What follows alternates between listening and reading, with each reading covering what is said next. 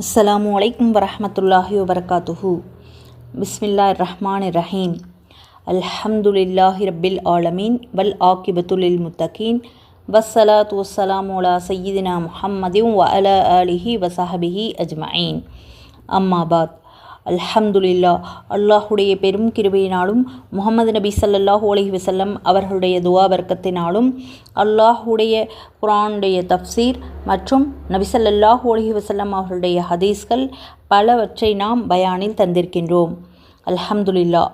முஹம்மது நபி ஸல்லல்லாஹு அலைஹி வஸல்லம் அவர்கள் கூறியிருக்கின்றார்கள், மார்க்க கல்வியை கற்றுக்கொள்வது ஒவ்வொரு ஆண் பெண் முஸ்லிம்கள் அனைவர் மீதும் கட்டாய கடமையாகும். வருங்கால இஸ்லாமிய இளைஞர்கள் இளைஞிகள் மார்க்க அறிவும் தெளிவும் பெற்றவர்களாக உருவாக்குவதற்காக இன்ஷா அல்லாஹ் நாங்கள் பயான் தந்து கொண்டிருக்கின்றோம். இன்ஷா அல்லாஹ் பொறுமையோடும் கவனமாகவும் முழு பயானையும் கேட்டு பயனடையுங்கள். மற்றவர்களுக்கும் பகிர்ந்து அல்லாஹு தஆலாவிடத்தில் நற்கூலியை பெற்றுக்கொள்ளுங்கள். நமது பயான்கள் பிளேலிஸ்டில் ஹதீஸ், சுன்னத்தான துஆக்கள், நற்குணங்கள், ஒழுக்கங்கள், மார்க்க விஷயங்கள் அனைத்தையும் ஒரே பிளேலிஸ்டில் பார்த்து எல்லா தலைப்புகளிலும் உள்ளது, பார்த்து பயனடையுங்கள். ஈமான் கொண்டோர்களே, உங்களையும் உங்கள் குடும்பத்தினர்களையும் நரக நெருப்பிலிருந்து பாதுகாத்து கொள்ளுங்கள். மனிதர்களும் கற்களும் தான் அதன் எரிபொருளாகும். அல்லாஹு தஆலா சூரத்து தஹ்ரீம் 6வது வசனத்தில் கூறியிருக்கின்றான். ஆகவே இஸ்லாமிய கல்வியை முறையாக கற்றுக்கொள்ள அல்லாஹு தஆலா நம் அனைவருக்கும் தௌஃபீக் செய்வானாக. ஆமீன்.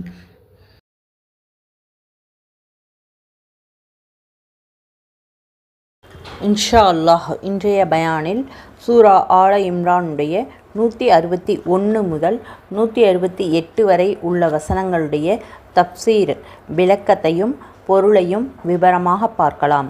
இந்த ஆயத்துக்களில் அல்லாஹு தஆலா நபிமார்கள் மோசடி செய்ய மாட்டார்கள், மோசடி ஒரு பெரிய குற்றம், பொது சொத்தில் கையாடல் செய்யாதீர்கள், பல படித்தரங்கள், அண்ணல் நபி ஸல்லல்லாஹு அலைஹி வஸல்லம் அவர்கள் ஒரு அருட்கொடை, நம்பிக்கையாளர்களும் நயவஞ்சகர்களும், இதை போன்று பல்வேறு தலைப்புகளில் இந்த ஆயத்துக்களுடைய தஃப்சீர் இருக்கின்றது. பொறுமையோடும் கவனமாகவும் முழு பயானையும் கேட்டு பலனடையுங்கள். மற்றவர்களுக்கும் பகிர்ந்து அல்லாஹு தஆலாவிடத்தில் நற்கூலியை பெற்றுக்கொள்ளுங்கள். அல்லாஹு தஆலா நம் அனைவருக்கும் கற்றபடி அமல் செய்யக்கூடிய பாக்கியத்தை தந்தருள்வானாக. ஆமீன். மற்றவர்களுக்கும் கற்றுத்தரக்கூடிய பாக்கியத்தை தந்தருள்வானாக. ஆமீன்.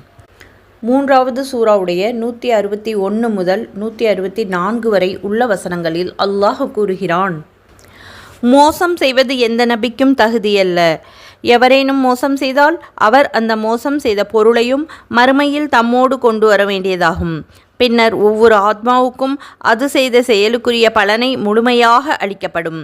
அவை அநீதி செய்யப்பட மாட்டாது. 3வது சூராவுடைய 162வது வசனத்தில் அல்லாஹ்வின் விருப்பத்தை பின்பற்றுபவர்கள் அல்லாஹ்வுடைய கோபத்தில் சிக்கியவனைப் போல ஆவாரா? அல்ல. கோபத்தில் சிக்கிய அவனுடைய தங்குமிடம் நரகமாகும். அது மிக கெட்ட தங்குமிடமாகும். 3வது சூராவுடைய 163வது வசனத்தில் அல்லாஹ்வின் விருப்பத்தை பின்பற்றிய அவர்கள் அல்லாஹ்விடத்தில் பல உயர் பதவிகளை அடைகின்றனர். அல்லாஹ் அவர்களுடைய செய்கைகளை உற்று நோக்குகின்றான். 3வது சூராவுடைய 164வது வசனத்தில் அல்லாஹ் நம்பிக்கையாளர்கள் மீது மெய்யாகவே அருள் புரிந்திருக்கின்றான். அவர்களுக்காக ஒரு தூதரை, அதுவும் அவர்களிலிருந்தே அனுப்பினான். அவர் அவர்களுக்கு அல்லாஹுடைய வசனங்களை ஓதி காண்பித்து அவர்களை பரிசுத்தமாக்கியும் வைக்கின்றார். மேலும் அவர்களுக்கு வேதத்தையும் ஞானத்தையும் கற்றுக் கொடுக்கின்றான். நிச்சயமாக அவர்கள் இதற்கு முன் பகிரங்கமான வழிகேட்டில்தான் இருந்தார்கள். இந்த வசனங்கள் அருளப்பெற்றதற்கான காரணம் தொடர்பாக 3 வித தகவல்கள் காணப்படுகின்றன. முதலாவது, நபித்தோழர் இப்னு அப்பாஸ் ரலியல்லாஹு அன்ஹு அவர்கள் அறிவிக்கின்றார்கள், பத்ரு போரில் கிடைத்த யுத்த பொருட்களில் சிவப்பு போர்வை ஒன்று தவறிவிட்டது. அப்போது சிலர் முஹம்மது நபி ஸல்லல்லாஹு அலைஹி வஸல்லம் அவர்கள் அதை எடுத்துக்கொண்டிருக்கலாம் என்று பேசிக்கொண்டார்கள். இது தொடர்பாக அல்லாஹ் இந்த வசனங்களை இறக்கினான். நூல் அபுதாவுத், திர்மிதி, இப்னு ஜரூர். 2வது, உஹது போரில் மலை கணவாயில் நிறுத்தி வைக்கப்பட்டிருந்த காவல் படையினர்கள் போரில் முஸ்லிம்களுக்கு வெற்றி கிடைத்து யுத்த பொருட்களை முஸ்லிம் வீரர்கள் எடுத்துக்கொண்டிருப்பதை பார்த்தபொழுது கணவாயிலிருந்து இறங்கிவிட்டார்கள். பத்ர் போரில் கிடைத்த யுத்த பொருட்கள் படை வீரர்களுக்கிடையே பகிர்ந்தளித்ததைப் போல இப்போது அளிக்காமல் யார் எந்த பொருளை எடுத்தாரோ அது அவருக்கு சொந்தம் என அறிவித்துவிட்டால் என்ன செய்வது? வாருங்கள், நாமும் போய் எடுப்போம் என்று சொல்லிக்கொண்டே அவர்கள் கீழே வந்தார்கள். இதை அறிந்த அண்ணல் நபி ஸல்லல்லாஹு அலைஹி வஸல்லம் அவர்கள், பகிர்ந்தளிக்காமல் உங்களுக்கு மோசடி செய்து விடுவோம் என்று நினைத்தீர்களா என்று கேட்டார்கள். இது தொடர்பாக இந்த வசனங்கள் அருளப்பெற்றன. அறிவிப்பவர் ஹலஃபி முஹாதிஸ் ரஹ்மத்துல்லாஹி அலைஹி அவர்கள். நூல் தஃப்சீர் ரூஹுல் மஆனி, குர்துபி மனார். மூன்றாவது, அண்ணல் நபி ஸல்லல்லாஹு அலைஹி வஸல்லம் அவர்கள் ஒரு ஒற்றைப்படையை முதலில் அனுப்பி வைத்துவிட்டு பின்னால் படைவீரர்களோடு தானும் புறப்பட்டார்கள். போரில் வெற்றி வாகை சூடிய முஸ்லிம்களுக்கு யுத்த பொருட்கள் கிடைத்தன. ஒற்றைப்படை திரும்புவதற்கு முன்பே அந்த பொருட்களை படை வீரர்களுக்கு அண்ணல் நபி ஸல்லல்லாஹு அலைஹி வஸல்லம் அவர்கள் பகிர்ந்தளித்து விட்டார்கள். இது ஒற்றைப்படையினருக்கு வருத்தத்தை தந்தது. யுத்த பொருட்கள் போரில் கலந்து கொண்ட வீரர்களுக்கே உரியன. அதனால் அவர்களுக்கு அண்ணல் நபி ஸல்லல்லாஹு அலைஹி வஸல்லம் அவர்கள் பகிர்ந்தளித்தார்கள். இது சரியான நடவடிக்கையே ஆகும். இது தொடர்பாக இந்த வசனங்கள் இறங்கின. அறிவிப்பவர் லஹாக். நூல் இப்னு அபி சைபா, இப்னு ஜரீர். எப்படி இருந்தாலும் முஹம்மது நபி ஸல்லல்லாஹு அலைஹி வஸல்லம் அவர்களை பற்றி சிலர் முறை தவறி பேசிக்கொண்டார்கள் என்றும் அதற்கு ஒரு மறுப்பாகவே அல்லாஹ் தஆலா இந்த வசனங்களை அருளினான் என்றும் தெரிகின்றது. நபிமார்கள் மோசடி செய்ய மாட்டார்கள். இது நபி மட்டுமல்லாமல் எந்த நபியையும் அல்லாஹ் தஆலா மோசடி செய்ய மாட்டார்கள் என்று கூறுகிறான். நபிமார்களுக்கு அது தகுதியும் அல்ல.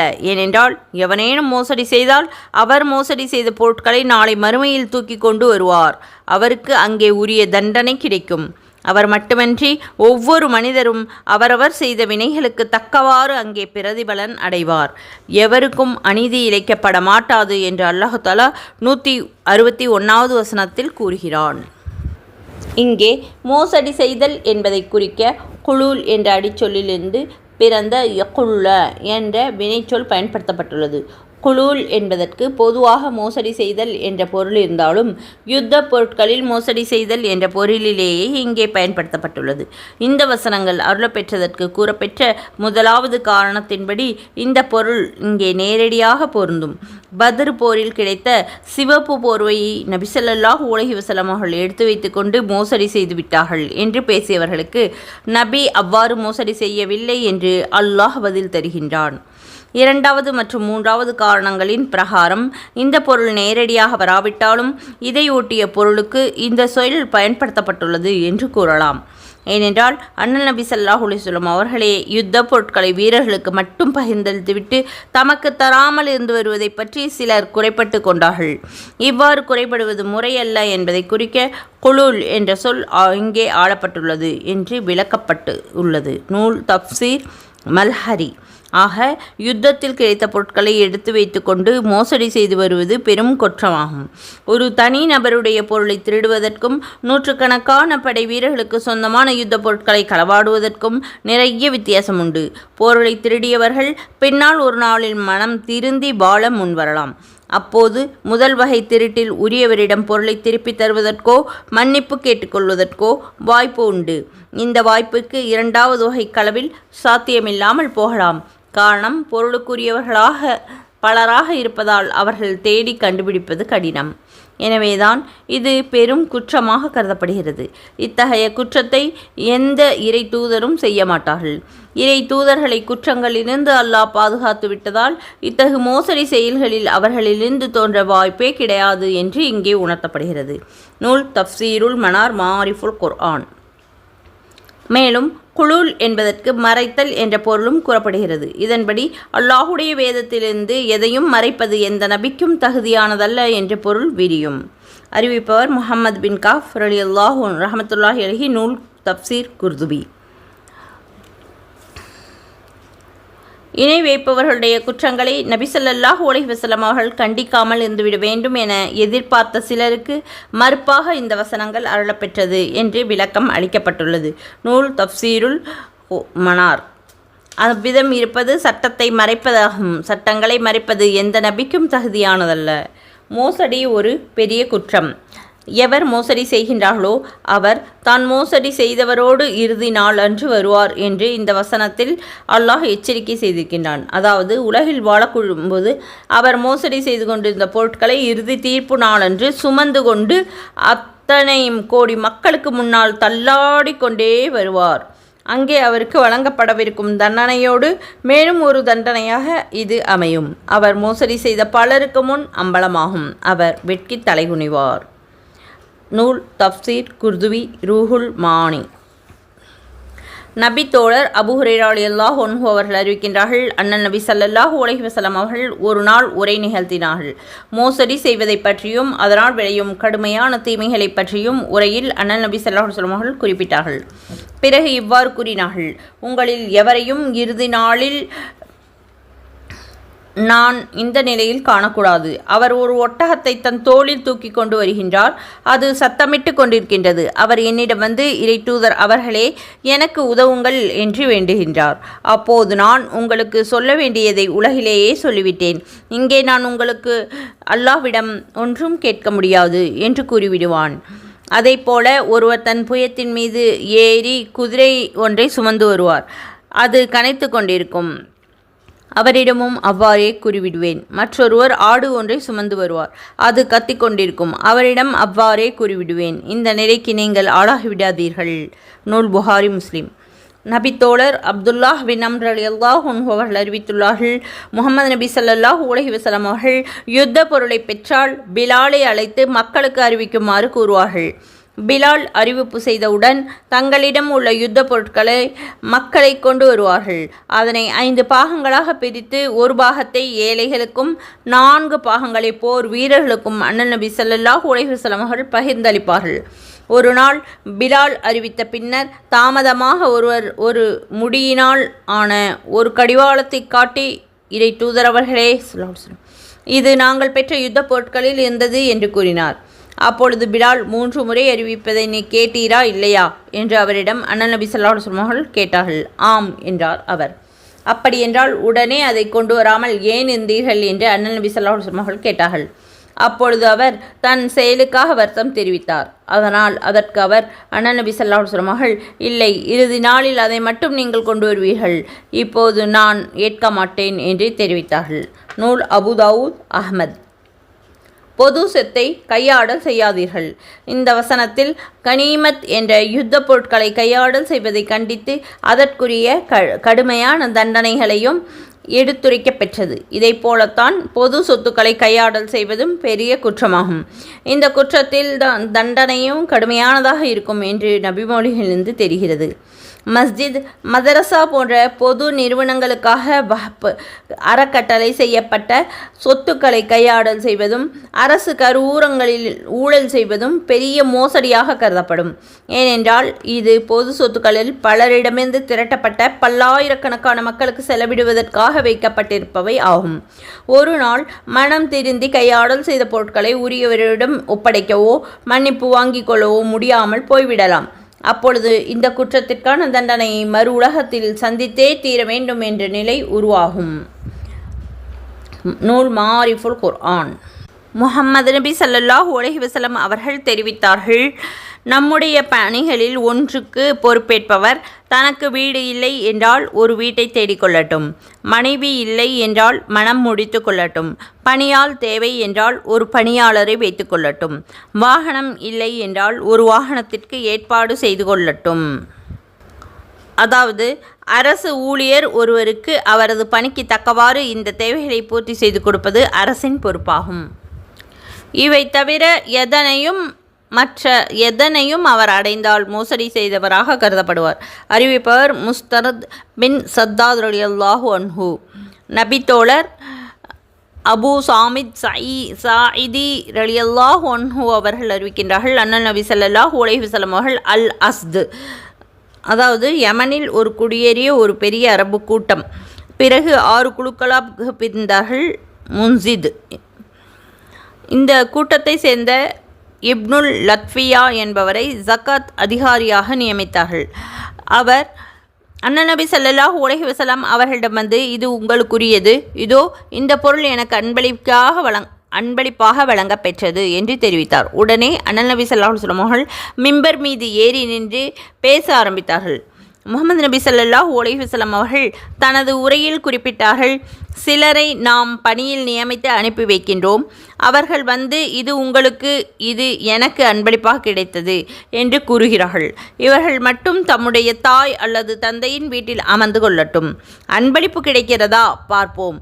முஹம்மது நபி ஸல்லல்லாஹு அலைஹி வஸல்லம் ஆன்மா எவன் வசம் உள்ளதோ அந்த அல்லாஹ்வின் மீது ஆணையாக உங்களில் எவரேனும் இந்த பொருட்களில் ஒன்றை எடுத்துக்கொண்டால் இறுதி நாளில் அதனை அவர் தன் தோளில் சுமந்து ஆக வேண்டும். அது ஒட்டகம், மாடு, ஆடு எதுவாக இருந்தாலும் சரியே. இவ்வாறு கூறிவிட்டு தன் கரங்களை உயர்த்தி அல்லாஹ்வே நான் தெரிவித்து விட்டேன் அல்லவா என்று 3 முறை கூறினார்கள். நபி ஸல்லல்லாஹு அலைஹி வஸல்லம் அவர்கள் 3 முறை கூறினார்கள். நூல் புகாரி, முஸ்லிம். நபித்தோழர் அபி ராபி ரலியல்லாஹு அன்ஹு அவர்கள் அறிவிக்கின்றார்கள், அண்ணல் நபி ஸல்லல்லாஹு அலைஹி வஸல்லம் அவர்கள் அசர் மாலை நேர தொழுகையை முடிந்த பிறகு சில சமயங்களில் பனு அப்தில் அஸ்ஹல் குடும்பத்தாரோடு சென்று சிறிது நேரம் பேசிக்கொண்டிருப்பார்கள். மஹ்ரிப் முன் இரவு தொழுகை. இந்த தொழுகை முடிந்த பிறகு நெருக்கத்தில் திரும்பி விடுவார்கள். மஹ்ரிப் நேர தொழுகைக்காக அல் பக்கி அடக்க ஸ்தலம் வழியாக அண்ணல் நபி ஸல்லல்லாஹு அலைஹி வஸல்லம் அவர்கள் விரைந்து வந்து கொண்டிருந்த பொழுது உனக்கு நாசம், உனக்கு நாசம் என்று சொல்லிக்கொண்டே என் சட்டையோடு ஒட்டினார்கள். நான் பின்வாங்கினேன். என்னைத்தான் சொல்கிறார்கள் என்று நினைத்தேன். அப்பொழுது உனக்கு என்ன நேர்ந்தது என்று என்னிடம் கேட்டார்கள். அதற்கு நான் இறை தூதர் ஸல்லல்லாஹு அலைஹி வஸல்லம் அவர்களே, புதிதாக ஏதும் நடந்ததா என்று கேட்டேன். என்ன அது என மீண்டும் கேட்டார்கள். என்னைத்தானே கூறினீர்கள் என்றேன் நான். அதற்கு இல்லை, இதோ இன்னவருடைய கபரை பார்த்து சொன்னேன். இவரை நான் ஜக்காத்தை வசூலிப்பதற்காக ஒரு கூட்டத்தாரிடம் அனுப்பி வைத்திருந்தேன். அவர் ஒரு கம்பளி ஆடையை கையாடல் செய்துவிட்டார். அதற்கு தண்டனையாக அதை போன்ற நெருப்பால் ஆன ஒரு ஆடையை இப்போது அவருக்கு அணிவிக்கப்பட்டுள்ளது. நவுது பில்லாஹி மின்ஹா என்று முஹம்மது நபி ஸல்லல்லாஹு அலைஹி வஸல்லம் அவர்கள் விளக்கமளித்தார்கள். நூல் அஹ்மத். பல படித்தரங்கள். இவ்விதம் மோசடி செய்வதை கைவிட்டு பொறுமையோடு புனித போரில் கலந்து கொள்வதன் மூலம் அல்லாஹுடைய திருப்பத்தை தேடக்கூடியவர்களும் இறை மறுப்பு அல்லது மோசடி மூலம் அல்லாஹுடைய சினத்தை தேடிக்கொண்டவனும் சமமாக முடியுமா என்று 162வது வசனத்தில் அல்லாஹ் வினா எழுப்புகின்றான். அல்லாஹுடைய முடிவுக்கு ஆளானவன் போய் செய்கின்ற இடம் நரகமே ஆகும். இது ஒரு மோசமான தங்குமிடம். 163வது வசனத்தில் இந்த வினாவிற்கு அல்லாஹ்வே விடையளிக்கின்றான். அவர் சமமாக முடியாது. அல்லாஹ்விடத்தில் அவர்கள் வேறுபட்ட பல படித்தனங்கள் கொண்டவர்களாக இருக்கின்றார்கள். அல்லாஹ்வின் பொருத்தத்திற்கேற்ப செயல்பட்டவர்கள் சொர்க்கத்தில் இன்புற்றிருப்பார்கள். அல்லாஹுடைய சினத்திற்கு ஆளானவர்கள் நரகத்தில் கடும் வேதனையால் துன்புறுவார்கள் என்று இந்த வசனம் சுட்டிக்காட்டப்பட்டுள்ளது. மேலும் நல்லோர்கள் சொர்க்கத்திலும் தீயவர்கள் நரகத்திலும் தத்தமது வினைகளுக்கு ஏற்றவாறு இன்பம் அல்லது துன்பத்தை அனுபவிப்பார்கள். சொர்க்கவாசிகள் அனைவரும் ஒரே தரத்தில் இருப்பதில்லை. இதைப்போல நரகவாசிகள் அனைவரும் ஒரே விதமான வேதனையில் தள்ளப்படுவது இல்லை. அவரவர் செயல்களுக்கேற்ப அங்கே முடிவு அமையும். எனவேதான் அவர்களுடைய செயல்களை அல்லாஹ் நோட்டமிடுகின்றான் என்று இந்த வசனத்தில் குறிப்பிடப்பட்டுள்ளது. நூல் தஃப்சீர் இப்னு கதீர் கூறுவது. அனல் ஒரு அருட்கொடை. இறுதி தூதர் முஹம்மது நபி ஸல்லல்லாஹு அலைஹி வஸல்லம் அவர்கள் மட்டுமில்லாமல் எந்த இறை தூதரும் மோசடி செய்ய மாட்டார்கள் என்று விளக்கி சொன்ன அல்லாஹு தாலா அண்ணல் நபி ஸல்லல்லாஹு அலைஹி வஸல்லம் அவர்களை தான் அனுப்பி வைத்த ஒரு அருட்கொடையாகும் என்று 164வது வசனத்தில் தெளிவாக கூறியிருக்கின்றான். மேலும் அண்ணல் நபி ஸல்லல்லாஹு அலைஹி வஸல்லம் அவர்கள் அனுப்பி வைக்கப்பட்ட நோக்கம், அன்னலாருடைய பணி ஆகியன பற்றி இந்த வசனத்தில் அல்லாஹ் கூறுகின்றான். இத்தகைய உன்னத லட்சியத்திற்காக அல்லாஹ்வால் தேர்ந்தெடுக்கப்பட்ட அண்ணல் நபி ஸல்லல்லாஹு அலைஹி வஸல்லம் அவர்கள் எவ்வாறு மோசடி வேலையில் ஈடுபடுவார்கள் என்ற கேள்வியை இந்த வசனத்தை தொத்தி நிற்கின்றது. அவர்களிலிருந்தே அவர்களுக்கு ஒரு தூதரை அல்லாஹ் நியமித்தான். அவர் இறை வசனங்களை அவர்களுக்கு ஓதிக்காட்டி அவர்களை தூய்மைப்படுத்துகின்றார். மேலும் வேதத்தையும் தத்துவத்தையும் அவர்களுக்கு போதிக்கின்றார். இதற்கு முன்னர் அவர்கள் பகிரங்கமான வழிகேட்டிலேயே இருந்தார்கள் என்பது உறுதி. இந்த நிலையில் அவர்களுக்கு இந்த தூதரை அவன் அனுப்பி தந்து அவர் மீது அருள் புரிந்திருக்கின்றான் என்று இந்த வசனம் பேசுகின்றது. அறியாமையிலும் வழிகேட்டிலும் திளைத்திருந்த உலக மாந்தருக்கு நல்வழிகாட்டியாகவும் அவர்களுக்கு மனிதர்களாக வாழ செய்யவும் முஹம்மது நபி ஸல்லல்லாஹு அலைஹி வஸல்லம் அவர்கள் உழைத்தார்கள். அல்லாஹுடைய அருள்மறையாம் தீர்குர்ஆனுடைய வசனங்களை ஓதிக்காட்டி தீர்குர்ஆனுடைய போதனைகளையும் அறநெறிகளையும் விளக்கிச் சொன்னார்கள். அத்தோடு மனிதனுக்கு தேவையான தத்துவ போதனைகளையும் புரிந்தார்கள். சுருங்க கூறின், மனிதர்களை புனிதர்களாக மாற்றும் மாபெரும் சமூக பணியில் அண்ணல் நபி ஸல்லல்லாஹு அலைஹி வஸல்லம் அவர்கள் ஈடுபட்டிருந்தார்கள். இது உலக மக்கள் அனைவருக்கும் பொதுவாக கிடைத்த இறை அருளாகும் என்பதில் ஐயமில்லை. மற்றொரு வசனத்தில், நபியே, உம்மை அனைத்துலக மக்களுக்கும் ஒரு அருளாக நாம் அனுப்பியுள்ளோம் என்று அல்லாஹ் தெரிவிக்கின்றான். 21வது சூராவுடைய 107வது வசனம். ஆயினும் முஹம்மது நபி ஸல்லல்லாஹு அலைஹி வஸல்லம் அவர்கள் போதனைகளை செவியேற்று பயனடையக்கூடியவர்கள் நம்பிக்கையாளர்களான முஃமின்களே ஆவார்கள். எனவேதான் திண்ணமாக அல்லாஹ் நம்பிக்கையாளர்கள் மீது அருள் புரிந்திருக்கின்றான் என்று இந்த வசனத்தில் 164வது வசனத்தில் தொடக்கத்தில் நம்பிக்கையாளர்களை குறிப்பாக சொல்லப்பட்டுள்ளது. மேலும் இந்த வசனம் தொடர்பாக 2வது சூராவுடைய 129வது வசனத்தின் விரிவுரையை பார்க்கலாம். தப்சீர் ஜவாஹிருல் குர்ஆன் முதல் தொகுதி 344 முதல் 349 வரை உள்ள பக்கங்களில் பார்க்கலாம். 3வது சூராவுடைய 165 முதல் 168 வரை உள்ள வசனங்களுடைய தப்சீர். நம்பிக்கையாளர்களே, பத்ரு போரில் இதைவிட 2 மடங்கு சிரமத்தை நீங்கள் அவர்களுக்கு உண்டு பண்ணியிருந்தும் அந்த சிரமம் உஹது போரில் உங்களுக்கு ஏற்பட்ட சமயத்தில் இது எப்படி யாரால் ஏற்பட்டது என்று நீங்கள் கேட்க ஆரம்பித்து விட்டீர்கள்.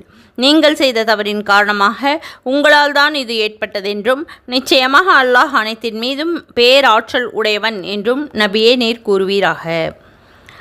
3வது சூராவுடைய 166வது வசனம். இது இரு படைகளும் சந்தித்த அன்று உங்களுக்கு ஏற்பட்ட நஷ்டம் அல்லாஹ்வின் கட்டளைப்படியேதான் ஏற்பட்டது. உண்மை நம்பிக்கையாளர்களையும் நயவஞ்சகர்களையும் பிரித்தறிவிப்பதற்காகவே இவ்வாறு செய்தான். 167வது வசனம், 3வது சூரா. நம்பிக்கையாளர்களே, அந்நயவஞ்சகர்களை நோக்கி, நம்மோடு சேர்ந்து அல்லாஹுடைய பாதையில் போர் புரிய வாருங்கள் அல்லது அந்த நிராகரிப்பவர்களை தடுத்து கொள்ளுங்கள் என்று கூறப்பட்டதற்கு, இதை நாங்கள் போர் என்று கருதியிருந்தால் நிச்சயமாக உங்களை தேர்ந்தெடுத்து தொடர்ந்து வந்திருப்போம் என்று அவர்கள் கூறினார்கள். அன்றைய தினம் அவர்கள் நம்பிக்கையை விட நிராகரிப்புக்கே மிகவும் நெருங்கியிருந்தார்கள். தங்கள் மனதில் இல்லாதவற்றையே அவர்கள் தங்கள் வாயால் கூறினார்கள். அவர்கள் தங்கள் மனதில் மறைத்து கொண்டிருப்பதை அல்லாஹ் நன்கறிவான். 3வது சூராவுடைய 168வது வசனம். இவர்கள் தங்கள் வீட்டில் இருந்து கொண்டே போரில் இறந்து போன தங்கள் சகோதரர்களை பற்றி அவர்களை எங்கள் பின்பற்றியிருந்தால் போருக்கு சென்று இப்படி கொல்லப்பட்டிருக்க மாட்டார்கள் என்றும் கூறினார்கள். ஆகவே நபியே நீர் கூறுவீராக, நீங்கள் உண்மை சொல்பவர்களாக இருந்தால் அவர்களை என்ன, முதலில் நீங்கள் உங்களை விட்டு மரணத்தை தடுத்து பாருங்கள். உஹது போரில் முஸ்லிம்களுக்கு ஏற்பட்ட இழப்புகள் அவர்களை மிகவும் பாதித்தன. அவர்களால் அந்த துயரத்தை தாங்கிக் கொள்ள முடியவில்லை. இறை தூதர் அண்ணல் நபி ஸல்லல்லாஹு அலைஹி வஸல்லம் அவர்களோடு நாம் இருக்கையில் நமக்கு இந்த துன்பம் எப்படி நேர்ந்தது என்று கூட சில முஸ்லிம்கள் கவலையோடு கேட்டார்கள். இது தொடர்பாக இந்த வசனங்களில் அல்லாஹ் கூறுகின்றான். நூல் மாரிஃபுல் குர்ஆன். நபி தோழர் பின் உமர் பின் கத்தாப் ரலியல்லாஹு அன்ஹு அவர்கள் கூறுகிறார்கள், பத்ரு போருக்கு அடுத்த ஆண்டில் உஹது போர் நடந்தது. பத்ரு போர் கைதிகளிடம் நஷ்டஈடு வாங்கி கொண்டு அவர்களை விட்டுவிடுவோம் என்று முஸ்லிம்கள் எடுத்த முடிவுக்காக உஹதில் அவர்கள் தண்டிக்கப்பட்டார்கள். முஸ்லிம்களில் 70 பேர் கொல்லப்பட்டார்கள். முகமது நபி ஸல்லல்லாஹு அலைஹி வஸல்லம் அவர்களை விட்டு தோழர்கள் சிதறி ஓடினார்கள். முகமது நபி ஸல்லல்லாஹு அலைஹி வஸல்லம் அவருடைய பல் உடைக்கப்பட்டது. நபி அவர்களுடைய உருக்கு தொப்பி சிதைக்கப்பட்டது. அண்ணல் நபியுடைய வதனத்தில் இரத்தம் வழிந்தது. நூல் முஸ்னத் அஹ்மத் இப்னு அபி ஹாத்தம். இது தொடர்பாக அல்லாஹு தஆலா இந்த ஆயத்தை இறக்கினான். தப்சீர் இப்னு கதீர். இவையெல்லாம் துயரங்கள்தான். ஆனால் இதை போன்ற 2 மடங்கு துயரங்களை எதிரிகள் பத்ரு போரில் அடைந்தார்கள். உஹது போரில் 70 முஸ்லிம்கள் கொலை செய்யப்பட்டார்கள் என்றால், அதற்கு முந்தைய ஆண்டில் நடந்த பத்ரு போரில் 70 எதிரிகள் கொல்லப்பட்டார்கள். 70 பேர் சிறைபிடிக்கப்பட்டார்கள். முஸ்லிம்களுக்கு 1 மடங்கு துன்பம் என்றால் எதிரிகளுக்கு 2 மடங்கு துன்பம் நேர்ந்துள்ளது. இந்த நிலையில் இந்த துன்பம் எங்கிருந்து வந்தது என்றா கேட்கின்றீர்கள் என முஸ்லிம்களை நோக்கி 165வது வசனத்தில் அல்லாஹ் வியப்போடு வினவுகின்றான். இந்த துயரம் உங்களுக்கு தவறுகளால் தான் நேர்ந்தது என்று கூறுமாறு தன் தூதர்களுக்கு அல்லாஹ் விடை சொல்லி தருகின்றார். இதற்கு உங்களுடைய தவறுகள்தான் என்று கூறப்பட்டுள்ளது. பத்ர் போர் கைதிகளிடம் நஷ்ட ஈடு பெற்றுக்கொண்டு விடுதலை செய்ததையே குறிக்கின்றது என்பர் சிலர்.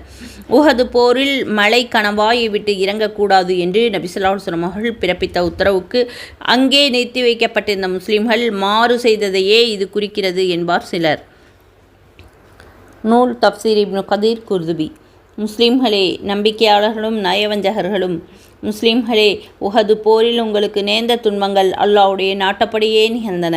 உண்மை முஸ்லிம்கள் யார், நயவஞ்சகர்கள் யார் என்பதை வெளிப்படுத்துவதற்காக அல்லாஹு தஆலா இந்த துன்பங்களை உங்களுக்கு அளித்தான் என்று 166வது வசனத்தில் தெரிவிக்கப்பட்டுள்ளது. அதாவது, உஹது போரில் உங்களுக்கு ஏற்பட்ட துன்பங்கள் எல்லாம் அல்லாஹுக்கு தெரிந்தே நடந்தவைதான்.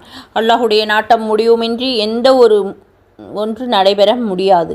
இருந்தாலும் இதற்கு காரணம் இல்லாமல் இல்லை. துன்பங்கள் நேரும் பொழுதுதான் கொள்கை பிடிப்புள்ள உண்மையாளர்கள் யார், போலிகள் யார் என்பதை வெளிப்படையாக புரிந்து கொள்ள முடியும். உண்மை விசுவாசிகள் தளராத உறுதியோடு சோதனைகளை இன்முகத்தோடு எதிர்கொள்வார்கள். துன்பங்களை தாங்கி சகித்து கொள்வார்கள்.